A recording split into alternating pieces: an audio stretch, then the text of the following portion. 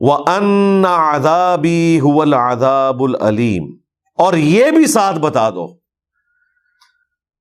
کہ جو میرا عذاب ہے وہ بھی انتہائی دردناک ہے۔ ہمارے معاشرے میں جو ایک پبلک میں کانسیپٹ پایا جاتا ہے نا، وہ جسٹ لائک ایسے ہے کہ اللہ تعالیٰ کوئی بوڑھی نانی اماں ہے جس نے بس یہ کھیل کود کے لیے مخلوقات کو پیدا کیا ہے، at the end of the day اس نے سب کو معافی کر دینا ہے۔ دیکھیں جی، ماں اپنے بچوں کو آگ میں نہیں جلا سکتی، اللہ تعالیٰ کس طرح اپنے بندوں کو آگ میں جلائے گا؟ آن دا فیس آف آرگومنٹ یہ باتیں ایک عام آدمی کو بڑی اپیل کرتی ہیں کہ واقعی جی جتنا بھی نافرمان کوئی بچہ ہو، ماں کبھی بھی اسے آگ میں نہیں پھینکتی۔ لیکن وہ یہ بھول جاتے ہیں کہ ماں اپنے احساسات سے، جذبات سے مغلوب ہے۔ اللہ تعالیٰ کو ماں پر قیاس نہیں کیا جا سکتا، کیونکہ اللہ تعالیٰ اپنے جذبات سے مغلوب نہیں ہوتا۔ اللہ کو تو کوئی پرواہ نہیں ہے، اللہ تو بے پرواہ ہے۔ اس کے جذبات کیا انسانوں کی طرح ہے کہ وہ مغلوب ہو جائے اپنے جذبات سے؟ بالکل ایسا نہیں ہے۔ اسی کانسیپٹ کو کرسچنز نے بڑے لیول کے اوپر پروپیگیٹ کیا، اسلام کے خلاف پروپیگنڈا کیا کہ دیکھیں مسلمان ایک جابر اور ظالم قسم کے رب کے ماننے والے ہیں، اور ہمارا جو پروردگار ہے گاڈ از آل لونگ، خدا تو ہے ہی محبت کا نام۔ ایک جیزس کرائسٹ جو اس کا اپنا بیٹا تھا بقول ان کے، اسے سولی پہ چڑھا کے اس نے ساری انسانیت کے گناہوں کو معاف کر دیا، اس لیے کہ گاڈ آل لونگ ہے۔ گاڈ تو کسی کو عذاب دے ہی نہیں سکتا، گاڈ کا مطلب ہی محبت کرنا ہے، یہ کانسیپٹ دیتے ہیں۔ حالانکہ یہ ان لاجیکل ہے۔ دنیا میں بھی اللہ تعالیٰ نے کئی ایک ایگزامپلز ایسی رکھی ہیں جن کے بعد اس طرح کے احساسات کی بنیاد کے اوپر اللہ تعالیٰ کی ذات اور صفات کی کوئی پکچر ڈرا کرنا وہ بالکل بے وقوفی اور گمراہی پر مبنی ہے۔ مجھے بتائیے، دنیا میں روزانہ کیا ہزاروں ہرن شیروں کا شکار نہیں ہو رہے؟ نیشنل جغرافی کے اوپر وہ منظر دیکھا نہیں جاتا جب 8-10 شیر ایک بڑے بھینسے کے اوپر سوار ہو کے اسے چیر پھاڑ کے رکھ دیتے ہیں؟ تو یہ تو پریکٹیکلی ہو رہا ہے۔ اگر اللہ یا گاڈ از آل لونگ ہے تو پھر یہ کیوں ہو رہا ہے؟ ابھی آپ سمندروں کے اندر چلے جائیں تو صرف ایک چھوٹی ویل مچھلی روزانہ کا آلموسٹ 500 kg گوشت کھا جاتی ہے، اور جو بڑی ویل مچھلی ہیں وہ تو آپ چھوڑ دیں گے کتنا کھاتی ہیں۔ پورے غول چھوٹی چھوٹی معصوم مچھلیوں کے آتے ہیں، وہ ایسے منہ کھولتی ہے سارا کچھ اندر۔ اسی طریقے سے مگرمچھ ہزاروں، جب یہ بڑے بڑے بھینسے اور بھینسیں جو ایک جنگلی ہیں بھینسیں، یہ جب میٹھے پانیوں کو کراس کرتے ہیں تو مگرمچھ پہلے ہی وہاں پہ دھاگ لگائے بیٹھے ہوتے ہیں، پورے وہ بھینسوں کو اپنے جبڑوں میں لیتے ہیں، چیر پھاڑ کے رکھ دیتے ہیں۔ کئی گدوں کو وہ لیتے ہیں، اور پھر وہ آپ نے دیکھا ہے کہ وہ کس طریقے سے وہ مگرمچھ جب اس کو پکڑتا ہے نا، پھر وہ رول کرتا ہے تاکہ اس کی وہ پورا یہ منکا ٹوٹ جائے، ٹکڑے ٹکڑے ہو جائیں، پھر گوشت ایک دوسرے سے چھین کے۔ یہ وہ پریکٹیکل مناظر ہیں جو روزانہ ہزاروں نہیں لاکھوں کی تعداد میں ہو رہے ہیں، جبکہ دوسری طرف انہی جانوروں میں اللہ تعالیٰ نے اپنی اولاد کی محبت رکھی ہوئی ہے۔ چھوٹے چھوٹے جانوروں کے بچے ہیں، کئی بار مائیں قربانی دے دیتی ہیں، اپنے بچوں کو شکاری سے بچاتی ہیں، خواہ وہ شیر کی شکل میں ہو، انسان کی شکل میں ہو۔ لیکن یہ پریکٹیکلی ہمیں نظر آ رہا ہے کہ سارے کا سارا سسٹم پریکٹیکلی تو اس طرح چل رہا ہے۔ اگر ہم گاڈ از آل لونگ مان لیں تو اس اعتبار سے تو پھر کسی جانور کو دوسرے جانور کو نہیں کھانا چاہیے۔ اور آج تو سائنس نے ہمیں یہ بھی بتا دیا کہ پودوں کے بھی احساسات ہیں۔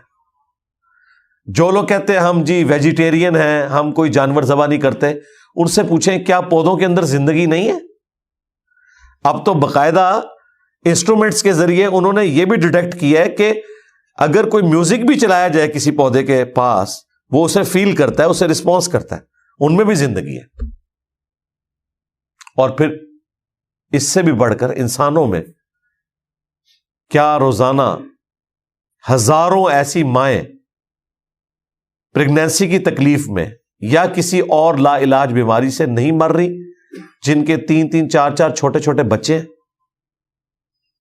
اور ان کے مرنے کے بعد ان بچوں کے ساتھ کیا ہوتا ہے, رشتہ دار ان کو جائیداد کی طرح بانٹ لیتے ہیں کہ بڑے والا بچہ پھوپھی لے لے, اسے چھوٹے والا خالہ کو دے دو, ایک بچی اس کے حوالے کر دو. یہ ہمارے معاشرے میں ہوتا ہے, کیونکہ اگر مرد نے دوسری شادی کرنی ہے تو دوسری عورت اس طریقے سے ایکسیپٹنس نہیں دیتی, یا اگر دے بھی تو سوتیلی ماں اس طرح کا ظلم کرتی ہے کہ وہ بچپن سے ہی مینٹل ماڈل ہی بچوں کے بدل جاتے ہیں. وہ جب بڑے ہوتے ہیں تو وہ اس طریقے سے ریئیکٹ کرتے ہیں کہ انسان کہتا ہے کہ یار اس کی تربیت کہاں ہوئی ہوئی ہے. تو کیا دنیا میں وہ اللہ جو اپنی مخلوق سے محبت کرتا ہے ہزاروں ماؤں کو جن کے چھوٹے چھوٹے بچے ہیں موت نہیں دے رہا؟ اگر گاڈ از آل لونگ ہے, ہم تو کبھی اپنے دشمن کے لیے بھی یہ تصور نہ کریں کہ اس کے چھوٹے چھوٹے بچے ہوں اور ان کی ماں مر جائے. لیکن اللہ تعالیٰ تو یہ سب کچھ کر رہا ہے. اس کا مطلب ہے کہ یہ کانسیپٹ ہی بیسیکلی غلط ہے. گاڈ از آل لونگ. اللہ تعالیٰ اپنے معاملات میں بالکل اسٹریٹ فارورڈ ہے. اللہ اس سے محبت کرتا ہے, اس کی عزت افزائی کرتا ہے. جو وقت کے پیغمبر کی آواز کے اوپر لبیک کہتے ہیں اللہ کے تابع فرمان ہوتے ہیں, اور جو اللہ کے باغی ہیں نا ان کے لیے آخرت کا عذاب ہے. دنیا میں اللہ نے اپنے نیک بندوں کو کئی تکلیفوں میں ڈالا ہے, تو جو اس کے دشمن ہے, اب یہ کہنا کہ ابو جہل سے اللہ تعالیٰ 70 ماؤں سے بڑھ کر محبت کرتا ہے, نہیں, وہ تو اللہ کا دشمن ہے, پیغمبر کا دشمن ہے. تو یہ اپنا کانسیپٹ کلیئر کریں.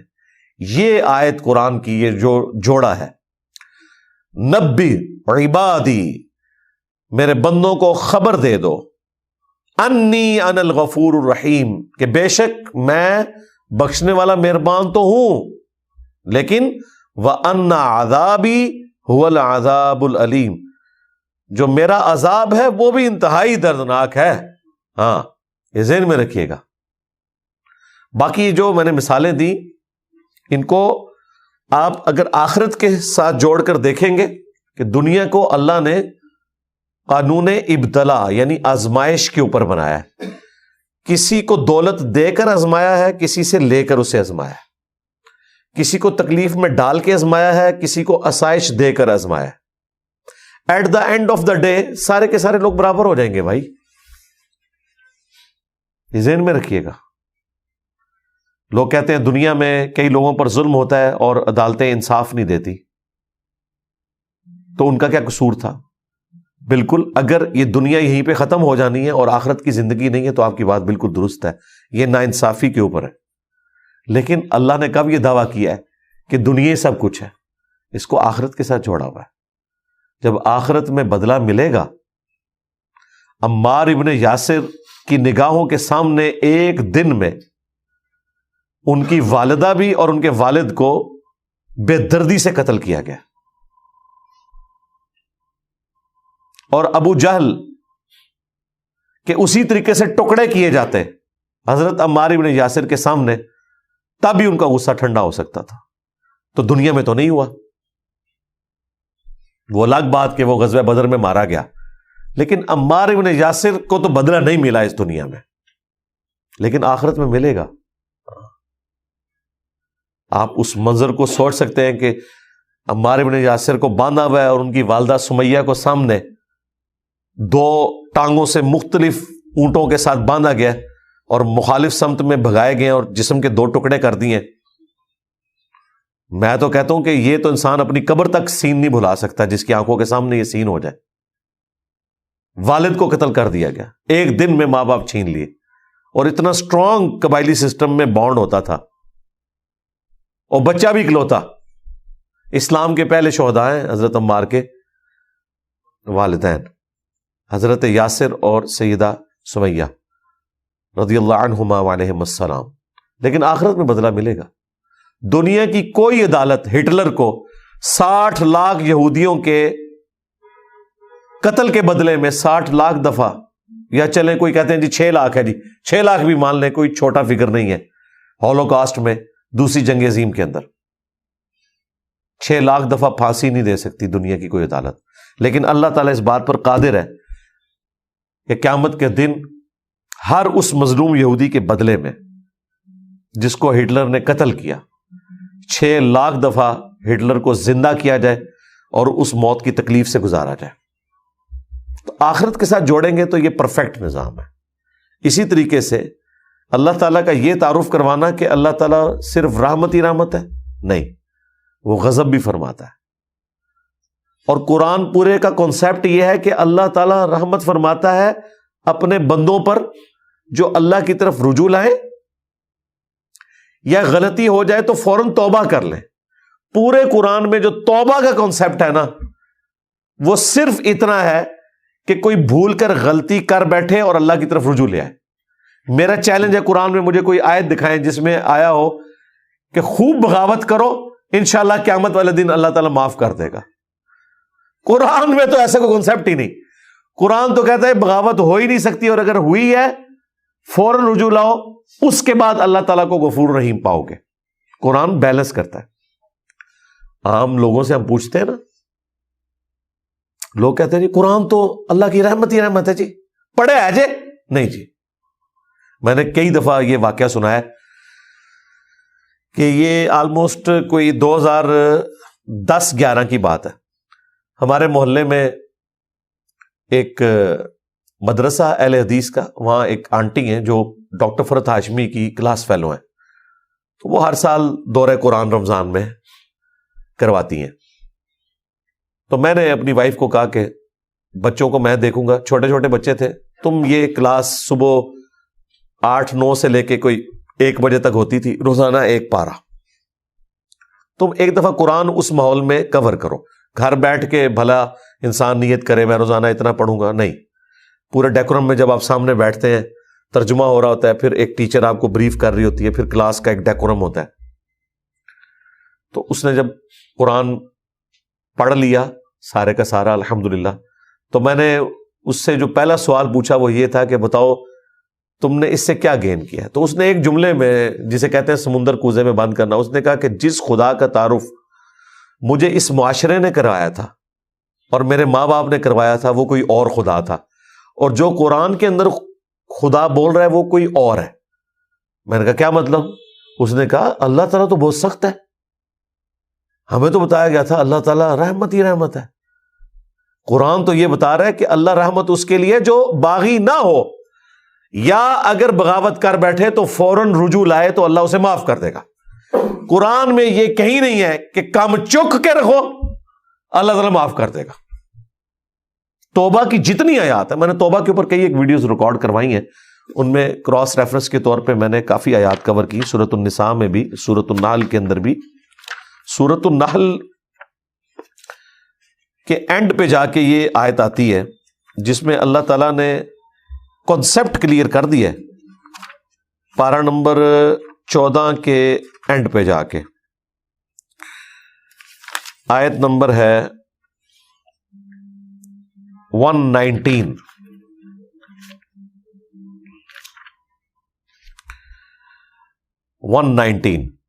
ثم ان ربک للذین عملوا السوء بجہالہ، پھر اس کے بعد بے شک تمہارا رب ان لوگوں کے حق میں جو جہالت میں بھول چوک کر کوئی گناہ کر بیٹھے، ثم تابوا من بعد ذلک، اس کے فوراً بعد توبہ کر لیں، اور صرف توبہ نہیں، وَأَصْلَحُوا، اور اپنی اصلاح کر لیں. پاکستان، انڈیا، بنگلہ دیش میں توبہ یہ ہے کہ ٹھیک ہے توبہ کرو پھر کام چک کے رکھو، اصلاح کی ضرورت ہی نہیں. توبہ کی تسبیح پھیر لو 100 دفعہ. اللہ تعالیٰ ہمارا ہے کہ توبہ کر لیں، اس کے بعد اپنی اصلاح کریں. ان ربک، بے شک تیرا رب، من بعدہا لغفور الرحیم، یہ سب کچھ کرنے کے بعد اس شخص کے حق میں غفور الرحیم ہے. کہ جو جہالت میں کبھی گناہ کر بیٹھے فوراً توبہ کرے اور اپنی اصلاح کر لے. دنیا میں بھی ایسا ہی ہوتا ہے. مجھے بتائیں جس کا ٹریفک سگنل کے اوپر اوور سپیڈنگ کے اوپر 1500 یا 2000 روپے کا جرمانہ ہو جائے تو کیا اس کے بعد پھر وہ سپیڈ لگاتا ہے؟ نہیں، وہ توبہ تو کرتا ہے، جرمانہ بھی دیتا ہے اور اپنی اصلاح بھی کرتا ہے، کیونکہ اسے پتا چل جاتا ہے کہ بھائی یہ تو مجھے اور دینے پڑ جائیں گے. جس شخص کا ایک دفعہ گرم استری سے ہاتھ جل جائے نا، وہ ٹھنڈی استری کو بھی ڈائریکٹ ہاتھ نہیں لگاتا جب تک انشور نہ کر لے. یہ ہے اصلاح کرنا. تو یہاں پہ ہمیں خدا کا تعارف یہ کروایا گیا کہ بس ٹھیک ہے، اس نے اینڈ پہ سب کو چھوڑ ہی دینا، یہ تو ابھی شغل میلہ لگایا ہے، دیکھو جی اللہ نو ساڑیاں نمازاں نہیں چاہیے دیا. یار مجھے بتاؤ قرآن نے کب کہا ہے کہ اللہ کو آپ کی نمازیں چاہیے؟ تو یہ خام خواہ سے خود سے مقدمہ اللہ کے اوپر آپ نے ڈال دیا. اللہ تو کہہ رہا ہے تمہیں تمہارے لیے نمازیں چاہیے.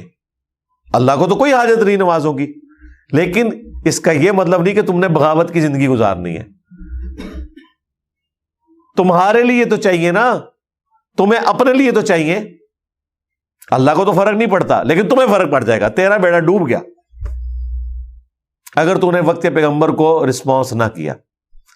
تو اللہ تعالیٰ اپنا تعارف بالکل کلیئر کٹ بتا رہا ہے، بیلنس کر کے. میں بخشنے والا مہربان ہوں، لیکن میرا عذاب بھی بہت دردناک ہے. مہربان ہوں ان لوگوں کے لیے جو وقت کے پیغمبر کی دعوت کو قبول کریں، غلطی ہو جائے رجوع لائیں، استغفار کریں، اصلاح کر لیں. لیکن جو بغاوت کے اوپر اترے ہوئے ان کے لیے پھر میرا عذاب بھی دردناک ہے، اس پہ زیرو ٹالرنس ہے. صحیح بخاری میں حدیث ہے، نبی علیہ السلام ایک چوراہے سے گزرے، کچھ اصحاب آپس میں مزاح کر رہے تھے اور ہنس رہے تھے. آپ کھڑے ہو گئے، آپ نے ان کی طرف دیکھ کے فرمایا جو کچھ میں جانتا ہوں نا، اگر تم جانتے ہوتے بہت کم ہنسا کرتے، زیادہ رویا کرتے. نبی علیہ السلام کو تو پتا تھا کہ آندہ کیا ہونے والا ہے انسان کے ساتھ اگر اسے آخرت کی فکر ہے. اگر اسے آخرت کی کوئی فکر نہیں، ٹھیک ہے، پھر عقل نہ ہوئے تھے موجہ ہی موجہ، عقل ہوئے تھے سوچے ہی سوچا. جسے پتہ نا اس کے ساتھ کیا ہونے والا ہے تو وہ پھر اس طرح جانور والی زندگی بغاوت کے اوپر مبنی نہیں گزار سکتا. مجھے بتائیں دنیا میں کسی کسان کو لاکھ کوئی ایک تسلی دے کہ بھائی اللہ کی رحمت بہت بڑی ہے، تمہیں نہ تو ہل چلانے کی ضرورت ہے زمین میں، نہ کوئی دانا ڈالنے کی ضرورت ہے، نہ کھاد ڈالنے کی ضرورت ہے، اللہ روزی دینے والا ہے.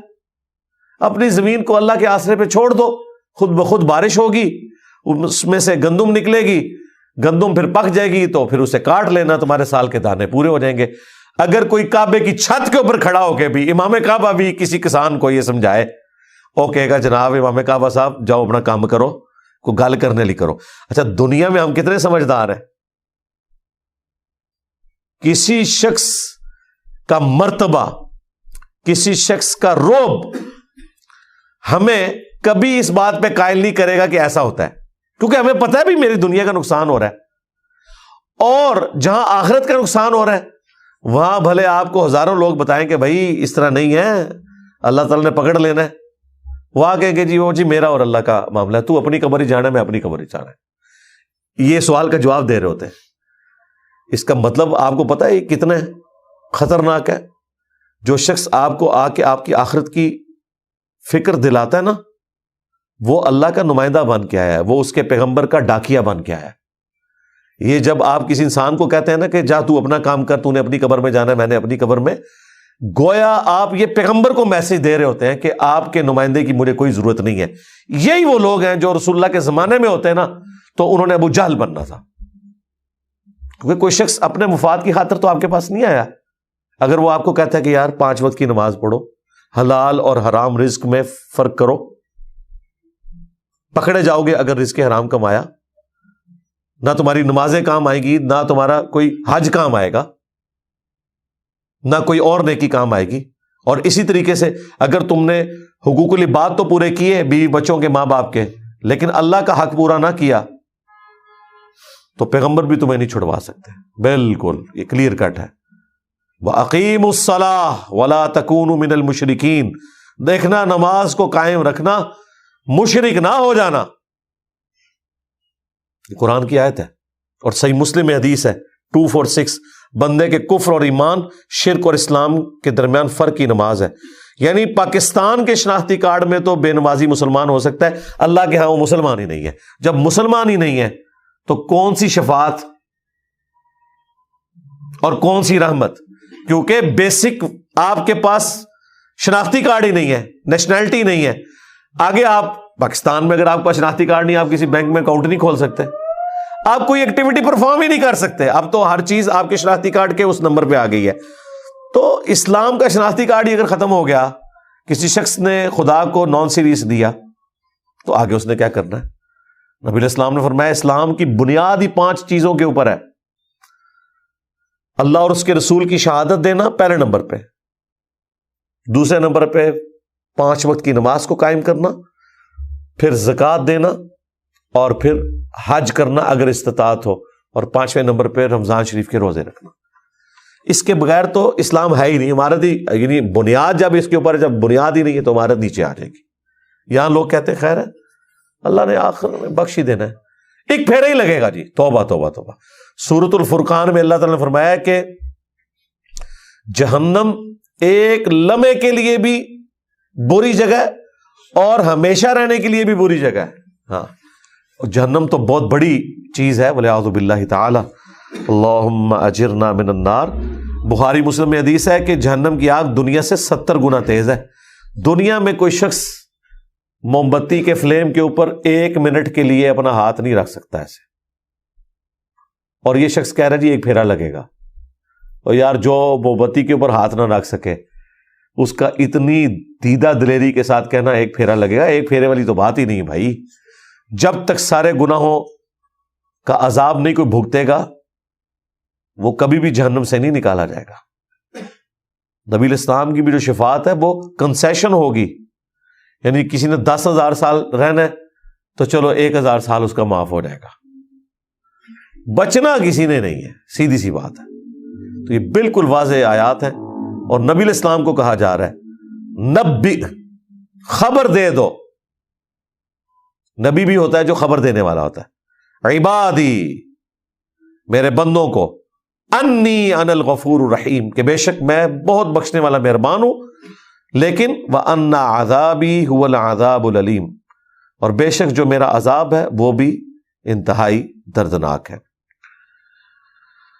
اللہم انا نعوذ بک من عذاب جہنم ومن عذاب القبر ومن فتنة المحیا والممات ومن شر فتنة المسیح الدجال. یہ چونکہ آیت بہت کریٹیکل تھی، اس طرح کی جہاں جہاں آیات کریٹیکل قرآن میں آئی ہیں نا، میں ان کے اوپر تفصیلاً گفتگو کرتا ہوں تاکہ اس کو آپ آسانی سے یوں گزار نہ دیں. ویسے تو قرآن پورے کا پورا ہی امپورٹنٹ ہے، لیکن اس میں بھی 6,500 آیات میں سے چند درجن آیات ایسی ہیں جو اپنے اندر وہ مضمون سموئے ہوئے ہیں کہ جو اسٹیبلش دین ہے اس سے بالکل مختلف ہے، جس کو ہم نے دین بنایا ہوا ہے. اللہ تعالیٰ اپنے معاملات میں بالکل سخت ہے.